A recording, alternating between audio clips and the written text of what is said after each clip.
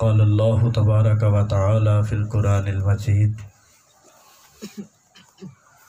الف لام میم ذالک الکتاب لا ریب فیہ صدق اللہ العظیم و صدق رسولہ النبی الکریم ونحن علی ذالک لمن الشاہدین والشاکرین والحمد للہ رب العالمین مولا یصلی وسلم دائما ابدا علی حبیبک خیر الخلق کلہم بندہ پروردگارم امت احمد نبی دوستدار چہار یارم تابع اولاد علی مذہب حنفیہ دارم ملت حضرت خلیل خاک پائے غوث اعظم زیر سایہ ہر ولی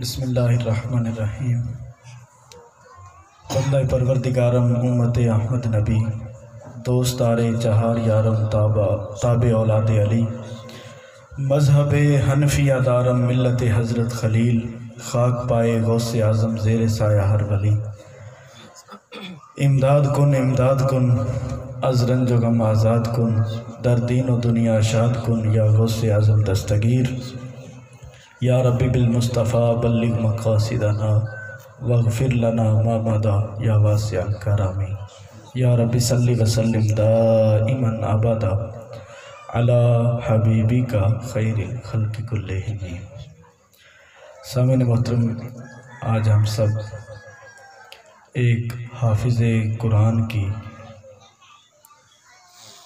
اس خوشی میں شامل ہیں کہ اللہ پاک نے اس بچے کو قرآن کا مکمل حافظ بنایا ہے۔ نام آپ سماعت کر چکے ہیں حافظ محمد اویس، اور مبارکباد کے مستحق ہیں ان کے والد جناب محترم عبدالواحد صاحب، اور خصوصاً ان کے استاد جناب محترم مولانا قاری زاہد تبسم صاحب، اور اس سے بھی خصوصاً اس جامعہ کے اس مدرسے کے بانی جناب محترم مولانا قاری محمد فاروق صاحب، جنہوں نے بنیاد رکھی تھی اس جامعہ کی، مجھے وہ بھی لمحہ یاد ہے، اور جو اب اس مدرسہ کی نگرانی کر رہے ہیں جناب محترم قاری محمد اقبال صاحب۔ اللہ پاک سب کو اسی طرح محبت کے ساتھ اس مدرسے کے ساتھ اٹیچ رہ کے اس کی تعمیر و ترقی میں مزید کردار ادا کرنے کی توفیق عطا فرمائے۔ وقت کی نزاکت کو سامنے رکھتے ہوئے میں اپنی بات کو شروع کرنا چاہوں گا۔ ایک تو محترم بھائی عبدالواحد صاحب کے والد ماجد کا بھی سالانہ ختم پاک بھی ہے، اس حوالے سے بھی یہ محفل ہے، تو میرا جو یہ مختصر سا وقت ہے، کوئی 20 منٹ یا 25 منٹ بچے ہوں گے، یقیناً انشاءاللہ 4 بجے پورے میں اپنی بات کو ختم کروں گا، اور میں کوشش کروں گا کہ اس کے اندر اپنی ساری گفتگو میں آپ کو سنا سکوں۔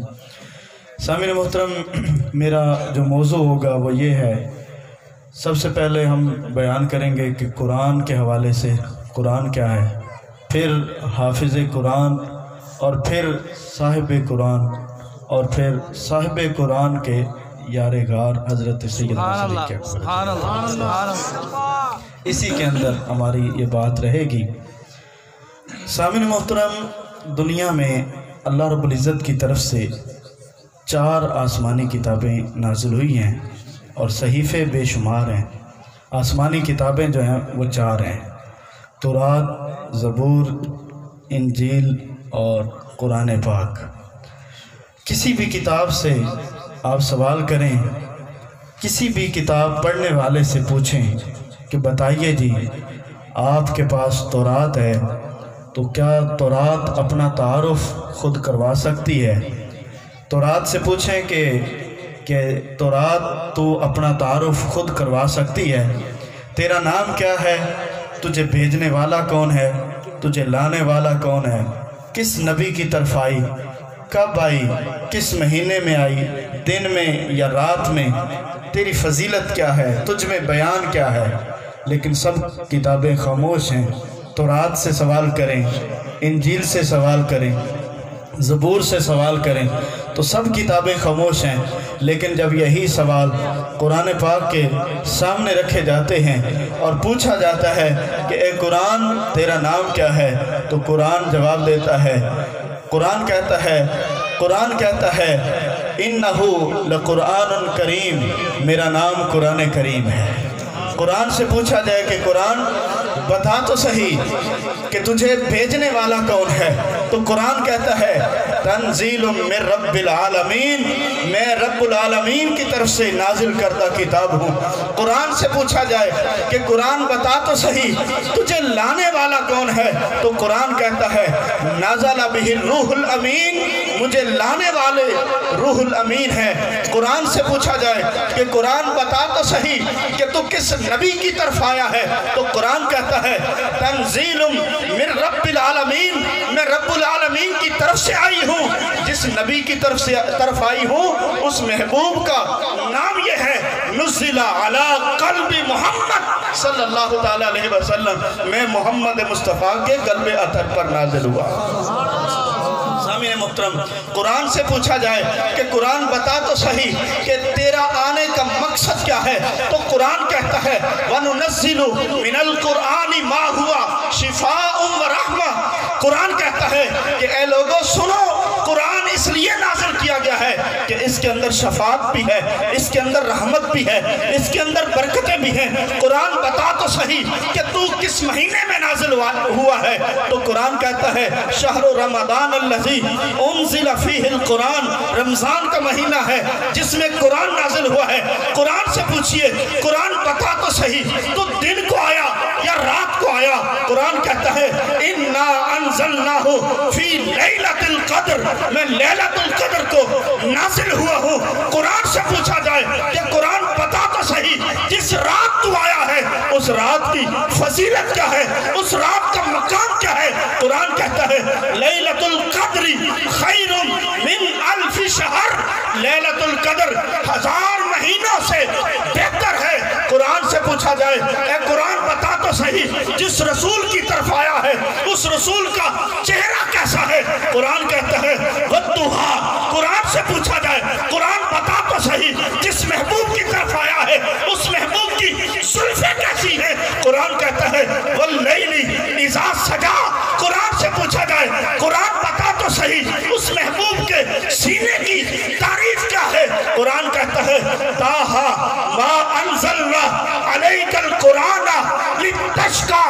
قرآن سے پوچھا جائے قرآن بتا تو صحیح کہ جس محبوب کی زبان پر تو نازل ہوا ہے اس محبوب کی زبان کی تاثیر کیا ہے؟ تو قرآن کہتا ہے کہ اے میرے ماننے والوں، میں ہر چیز کا بیان کر کے تمہیں بتا رہا ہوں کہ دنیا کے اندر مجھ جیسی کتاب نہیں، جس رسول کی طرف آئی اس جیسا رسول کوئی۔ سبحان اللہ، سبحان اللہ، نعرہ تکبیر، نعرہ رسالت، ختم نبوت۔ سامعین محترم، حضرت ابو سعید خدری رضی اللہ تعالیٰ عنہ اس حدیث کے راوی ہیں۔ میں نے کہا ٹائم کم ہے، میں چاہتا ہوں کہ زیادہ بات آپ تک پہنچا سکوں۔ حضرت ابو سعید خدری رضی اللہ تعالیٰ عنہ اس حدیث کے راوی ہیں۔ وہ فرماتے ہیں کہ حضور نے فرمایا کہ قیامت والے دن 3 قسم کے لوگ ہوں گے جن کو اللہ پاک قیامت کی ہولناکیوں سے محفوظ رکھے گا۔ اب قیامت کی ہولناکیاں کیسی ہیں؟ سورج چوتھے آسمان پر چمک رہا ہے، یہ آپ کی معلومات کے لیے بات کر رہا ہوں۔ چوتھے آسمان پر سورج چمک رہا ہے، لیکن مفسرین کہتے ہیں کہ سورج کا رخ اوپر کی طرف ہے، اگر اس کا رخ زمین کی طرف ہو جائے تو اس کی تپش سے لوگ مر جائیں۔ جس زمین میں ہم بستے ہیں یہ زمین اس خصوصیت کی حامل ہے کہ اس کے اندر قوت جاذبہ موجود ہے، یہ حرارت و برودت کو یعنی گرمی اور سردی کو اپنے اندر برداشت کر سکتی ہے۔ اگر اس زمین پر گرمی پڑے تو یہ زمین برداشت کر لیتی ہے، اگر اس کے اوپر سردی آئے تو بھی یہ زمین برداشت کر لیتی ہے۔ لیکن قیامت والے دن یہاں سورج نہیں ہوگا جہاں آج پر ہے. آج جس جگہ سورج موجود ہے اس جگہ پر سورج قیامت والے دن نہیں بلکہ سورج سوا نیزے پر ہوگا. اور یہ والی زمین جس کے اندر قوت جاذبہ ہے یہ زمین بھی نہیں ہوگی. اس دن اس زمین کو بدل دیا جائے گا اور تانبے کی زمین ہوگی.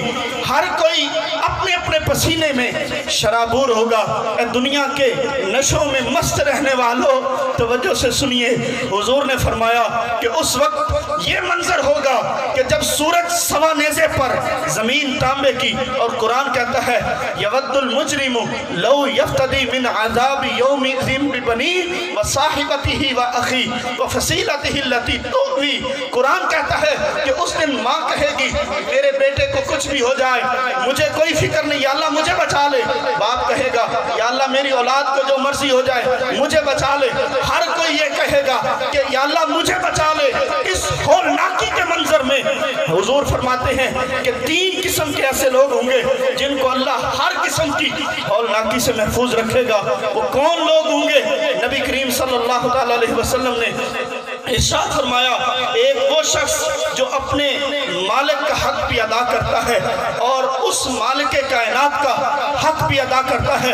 جیسے حضرت رابعہ بصریہ سارا دن اپنے مالک کی خدمت میں رہتی, رات کو اللہ کی عبادت میں کھڑی ہو جاتی اور عرض کرتی کہ مولا کیا کروں, عبادت کے لیے وقت ہی بہت کم ہے. سامعین محترم دوسرا وہ شخص حضور فرماتے ہیں کہ دوسرا وہ شخص جو لوگوں کو نماز کی طرف بلاتا ہے, یعنی کہ مؤذن فرمایا قیامت والے دن جب یہ ہولناک منظر ہوگا اللہ رب العزت مؤذن کو اس ہولناکی سے محفوظ رکھے گا. اور تیسرا وہ شخص ہے آپ کے اور میرے کریم آقا نے فرمایا لوگوں غور سے سن لو, قیامت والے دن جب سورج سوا نیزے پر ہوگا اور پوری آب و تمازت کے ساتھ سورج چمک رہا ہوگا اور زمین تانبے کی ہوگی, ہر کوئی اپنے اپنے پسینے میں شرابور ہوگا, ہر کسی کا پسینہ اس کے ساتھ ہوگا, ہر کوئی جان چھڑا رہا ہوگا کہ کسی طریقے سے آج کا دن ٹل جائے. اس وقت جو شخص اس ہولناکی سے محفوظ ہوگا حضور فرماتے ہیں تیسرا وہ شخص ہے جو لوگوں کو قرآن پڑھاتا ہے اور لوگوں کی امامت کرتا ہے. سبحان اللہ. آج تو یہ کہا جاتا ہے کہ ہم نے اپنے بچے کو حافظ قرآن بنا دیا, اس کا مستقبل کیا بنے گا, اس کا مستقبل کیا ہوگا. یاد رکھیے ایک مرتبہ ایک حضور کے صحابی حضور کی خدمت میں حاضر ہوئے اور ان کے چھوٹے بھائی ہر وقت حضور کی خدمت میں رہتے تھے, ہر وقت حضور کی خدمت میں رہتے, علم دین سیکھنے کے لیے, دین سیکھنے کے لیے حضور کی خدمت میں رہتے. اور بڑا بھائی جو ہے وہ کماتا اور اپنے پورے گھر کا خرچہ اٹھاتا. تو گھر میں جو بندہ کما رہا ہوتا ہے اس کو بڑا فخر ہوتا ہے کہ میں جی کماتا ہوں, یہ سارے میرے صدقے سے کھاتے ہیں. تو وہ حضور کے پاس آ گیا, کہنے لگا حضور میں سارا دن کماتا ہوں اور یہ سارا دن آپ کے پاس ہی بیٹھا رہتا ہے, اگر یہ بھی کمانا شروع کر دے تو ہمارے گھر کے وارے نیارے ہو جائیں اور ہمیں اس سے بھی ڈبل ملے. حضور نے فرمایا لعلک یرزق بہ, اے میرے صحابی تو کیا سمجھتا ہے کہ تیری کمائی کی وجہ سے تیرا گھر چل رہا ہے.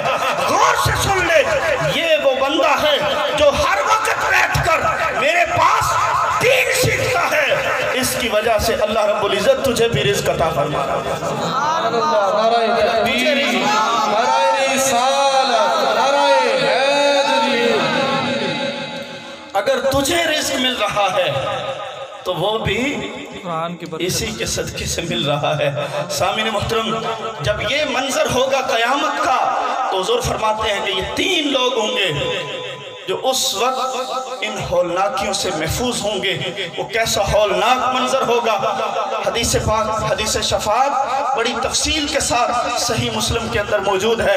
نبی کریم صلی اللہ علیہ وسلم فرماتے ہیں, بڑے اختصار سے بیان کرنا چاہوں گا, آپ نے علماء سے یہ بات سنی ہوگی. حضور فرماتے ہیں کہ لوگ جمع ہو کر حضرت آدم علیہ السلام کے پاس جائیں گے, جا کر کہیں گے کہ جناب آج ہمارے لیے کچھ کریں۔ حضرت آدم علیہ السلام کہیں گے اذهبوا الی غیری، حضرت نوح علیہ السلام کے پاس آئیں گے، وہ بھی کہیں گے اذهبوا الی غیری، حضرت ابراہیم علیہ السلام کے پاس آئیں گے، وہ بھی کہیں گے اذهبوا الی غیری، حضرت موسیٰ علیہ السلام کے پاس آئیں گے، وہ بھی یہی کہیں گے، حضرت عیسیٰ علیہ السلام کے پاس آئیں گے، وہ بھی یہی کہیں گے، لیکن کہیں گے کہ تمہیں میں ایسی بارگاہ میں لے چلتا ہوں جہاں سے ہم خالی ہاتھ نہیں پلٹیں گے۔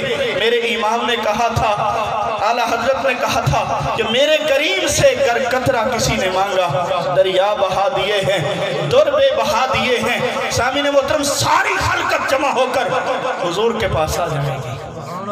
آج تو لوگ بڑی لمبی لمبی زبانیں نکال کر باتیں کرتے ہیں کہ حضور کے پاس کیا ملتا ہے، حضور کے پاس کیوں جائیں، وہاں سے کیا ملتا ہے۔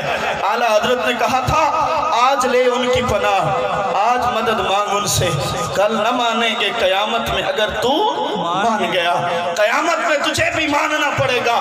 ساری خلقت جمع ہو کر حضور کے پاس آئے گی اور حضور سے گزارش کریں گے کہ کملی والے آقا آج کے دن کی یہ ہولناکیاں ختم ہو جائیں، یہ منظر ختم ہو جائے، تو حضور اللہ کی بارگاہ میں حاضر ہو جائیں گے، سر کو سجدے میں رکھیں گے۔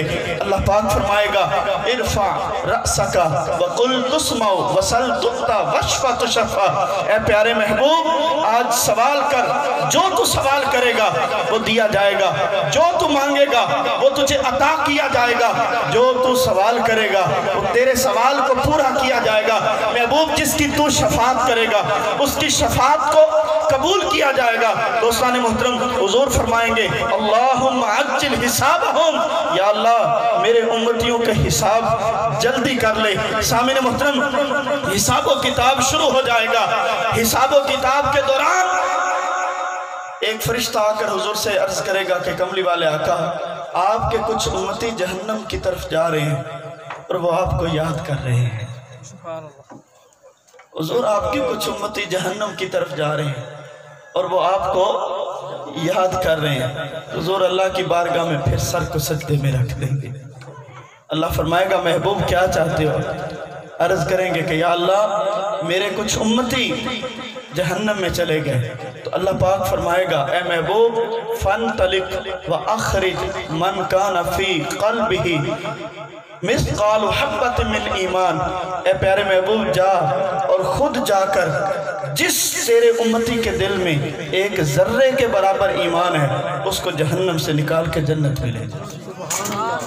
سامعین محترم، حضور جائیں گے اور اپنے امتیوں کو جہنم سے نکال کر جنت کے راستے پر ڈالیں گے، پھر اللہ کی بارگاہ میں حاضر ہو جائیں گے۔ صحیح مسلم کی یہ حدیث پاک ہے۔ پھر اللہ کی بارگاہ میں سر کو سجدے میں رکھ دیں گے۔ اللہ پاک فرمائے گا محبوب تجھے کہا نہیں تھا کہ جا اپنے امتیوں کو نکال لے جس کے دل میں ذرے کے برابر ایمان ہے۔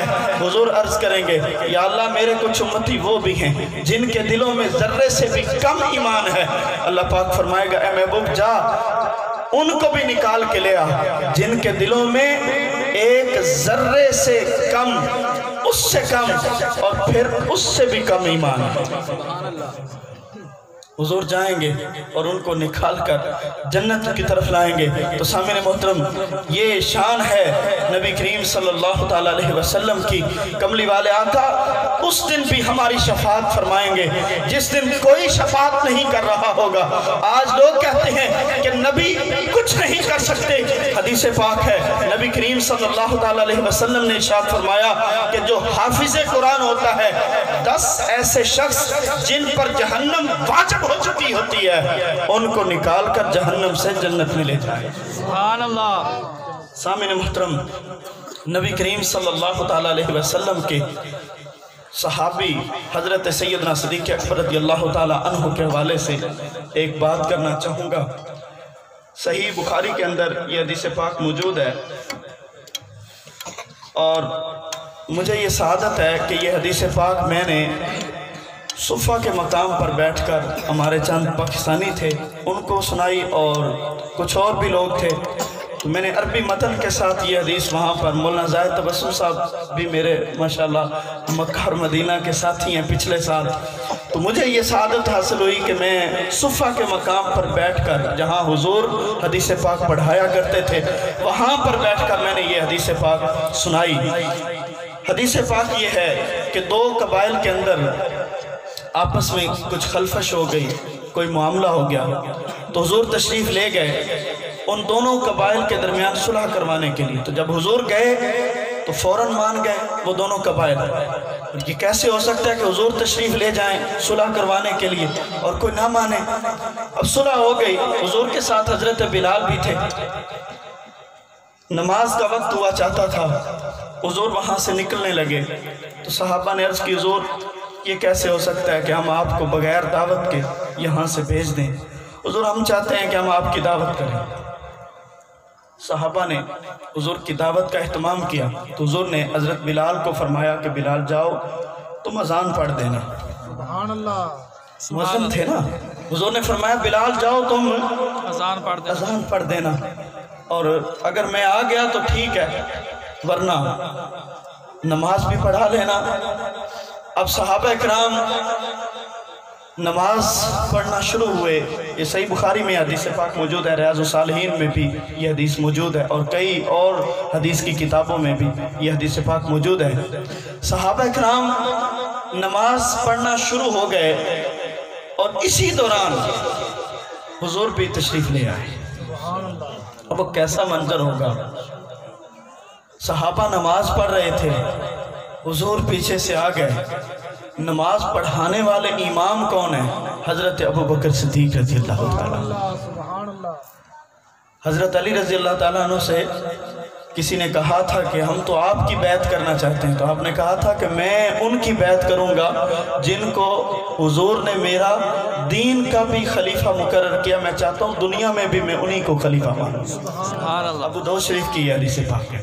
تو سامعین محترم، حضرت ابو بکر صدیق رضی اللہ تعالیٰ عنہ نماز پڑھا رہے ہیں، اور یہ منظر ہے کہ صحابہ نماز پڑھ رہے ہیں۔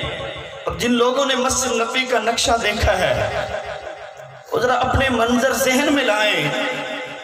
حضور پیچھے سے تشریف لائیں، ابو بکر صدیق رضی اللہ تعالیٰ عنہ نماز پڑھا رہے ہیں، صحابہ نماز پڑھ رہے ہیں۔ جب حضور تشریف لائے تو صحابہ نے صفیں چھوڑنا شروع کر دی اور سارے صحابہ حضور کی طرف دیکھنا شروع ہو گئے۔ سبحان اللہ۔ سوال یہ ہے کہ کس نے بتایا کہ حضور آ گئے؟ میرا دل یہ کہتا ہے کہ نبی کریم صلی اللہ تعالیٰ علیہ وسلم جب تشریف لایا کرتے تو صحابہ حضور کو حضور کی خوشبو سے پہچان لیا کرتے۔ سبحان اللہ۔ نبی کریم صلی اللہ علیہ وسلم تشریف لائے، صحابہ نے صفیں چھوڑنا شروع کر دی، رستہ چھوڑ دیا، تصفیق کرنا شروع کر دی، ہاتھ پر ہاتھ مارنا شروع کر دیا۔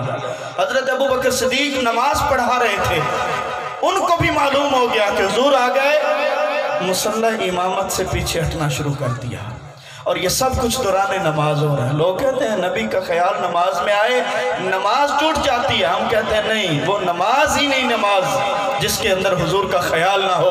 اقبال نے کہا تھا شوق تیرا اگر نہ ہو میری نماز کا امام، میرا رکوع بھی حجاب میرا قیام بھی حجاب۔ نماز وہی نماز ہوتی ہے جس نماز کے اندر حضور کا خیال ہے۔ نماز کے اندر ہم کھڑے ہوں تو ہمیں پتا ہو ہم اس طرح کھڑے ہیں جیسے کریم آقا کھڑا ہوا کرتے تھے۔ جب ہم قیام کریں تو ہمارے سامنے حضور کا قیام ہو، جب ہم رکوع میں جائیں ہمارے سامنے حضور کا رکوع ہو، جب ہم سجدے میں جائیں ہمارے سامنے حضور کا سجدہ ہو۔ پھر وہ نماز ایسی نماز بنتی ہے جس کے بارے میں مولا علی کہا کرتے تھے، کسی نے پوچھا علی تم نے رب کو دیکھا؟ کہا ہاں ہاں، میں سر کو اس وقت تک سجدے سے نہیں اٹھاتا جب تک اپنے رب کو نہیں دیکھا۔ یہ سوچ کر نماز تو پڑھے نا یار۔ اب نماز پڑھ رہے ہیں صحابہ، دوران نماز حضور تشریف لائے، حضرت ابوبکر صدیق نے مصلی امامت سے پیچھے ہٹنا شروع کر دیا۔ اب کیا ہوا؟ حضور نے ہاتھ سے اشارہ کیا، ہاتھ سے اشارہ کیا۔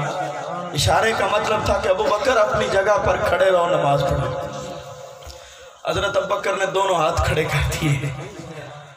فرفع ایدیہا، ابوبکر نے اپنے دونوں ہاتھ اٹھا دیے، اپنے دونوں ہاتھ اٹھا دیے، اور حضور آگے تشریف لے آئے۔ مصلی امامت پر حضور کھڑے ہو گئے۔ نماز وہیں سے شروع ہو گئی۔ حضور نے یہ نہیں فرمایا کہ نماز ٹوٹ گئی، یہ نہیں کہا کہ دوبارہ سے اقامت ہو، دوبارہ نماز پڑھتے ہیں، نہیں، بلکہ صحابہ سمجھتے تھے کہ جو نماز حضور کی اطاعت میں گزر جائے وہی تو نماز ہے۔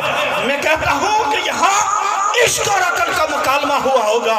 عشق نے کہا ہوگا صحابیوں نمازیں ہیں، نمازوں کا خیال کرو۔ عقل نے کہا ہوگا کہ صحابیوں نمازیں ہیں، نمازوں کا خیال کرو۔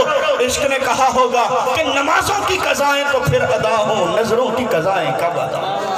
عقل نے کہا ہوگا کہ صحابیوں کعبے سے چہرہ پھر گیا تو نمازیں ٹوٹ جاتی ہیں۔ عشق نے کہا ہوگا ارے کعبے سے چہرہ پھر گیا تو کیا ہوا، کعبے کا کعبہ تو ادھر ہے۔ سبحان اللہ، سبحان اللہ۔ حضور کی طرف رخ کر لیا صحابہ نے۔ حضور مصلی امامت پہ کھڑے ہوئے، نماز وہیں سے شروع ہو گئی۔ حضور نے نماز مکمل کروائی، نماز ختم ہوئی۔ حضور نے فرمایا اے ابو بکر، جب میں نے تجھے کہا تھا کہ نماز پڑھا تو کیوں نہیں کھڑا ہوا؟ سیدنا صدیق اکبر کا ادب دیکھیے، حضور کی محبت دیکھیے۔ جواب دیتے ہیں ما کان لابن ابی قحافہ ان یصلی بین یدی رسول اللہ۔ یا رسول اللہ، ابو قحافہ کے بیٹے کی کیا جرأت ہے کہ وہ آپ کے سامنے کھڑے ہو کر نماز پڑھا سکے؟ سبحان اللہ۔ سامعین محترم، یہ تھے حضور کے یار غار، جنہوں نے قرآن کو سمجھا، جنہوں نے قرآن پر عمل کیا۔ اور علامہ صاحب بھی ایک حدیث پاک سنا رہے تھے کہ حضور نے فرمایا کہ وہ حافظ قرآن جو قرآن حفظ کرے اور قرآن کے حلال کو حلال سمجھے، حرام کو حرام سمجھے، تو 10 وہ شخص جو جہنم جن پر واجب ہو چکے پکے جہنمی ہیں، ان کو جہنم سے نکال کر وہ حافظ جنت کی طرف لے جائے گا۔ اور قیامت والے دن حافظ قرآن کے والدین کے سروں پر نورانی تاج ہوں گے۔ کون ہے ایسا جن کے سروں پر نورانی تاج ہوں؟ نبی کریم صلی اللہ علیہ وسلم نے ارشاد فرمایا کہ میرے صحابہ کچھ لوگ وہ ہوں گے جن کے سروں پر نورانی تاج ہوں گے۔ بتاؤ وہ کون لوگ ہیں؟ صحابہ نے عرض کی یا رسول اللہ وہ انبیاء کے والدین ہوں گے؟ حضور نے فرمایا نہیں۔ حضور نے فرمایا پھر بتاؤ۔ صحابہ نے عرض کی حضور وہ ہمارے والدین ہوں گے، ہم ہوں گے؟ حضور نے فرمایا نہیں میرے صحابہ وہ کوئی اور ہوں گے۔ صحابہ نے عرض کی حضور آپ خود ارشاد فرما دیں کہ وہ کون لوگ ہوں گے جن کے سروں پر قیامت والے دن نورانی تاج ہوں گے؟ آپ کے اور میرے کریم آقا نے فرمایا اے میرے صحابہ غور سے سن لو، وہ حافظ قرآن کے والدین ہوں گے جن کے سروں پر قیامت والے دن نورانی تاج ہوں گے۔ اے میرے مسلمان بھائیوں، آج ہمارا بچہ اگر کسی یونیورسٹی سے کوئی ڈگری لے لیتا ہے، کوئی سند لے لیتا ہے، ہم بڑے خوش ہوتے ہیں کہ ہمارے بچے نے سپیریئر یونیورسٹی سے انجینئرنگ کر لی ہے، ہمارا بچہ جناب انجینئر بن گیا، ہمارا بچہ وہ پائلٹ بن گیا۔ یاد رکھیے گا یہ سب کچھ حافظ قرآن کے قدموں پر قربان، جس کے بارے میں حضور نے فرمایا کہ حافظ قرآن کے قدموں کے نیچے اللہ کے فرشتے اپنے نورانی پر بچھا دیتے ہیں۔ اللہ رب العزت ہم سب کو عمل کرنے کی توفیق عطا فرمائے۔ وما علیہ الا البلاغ۔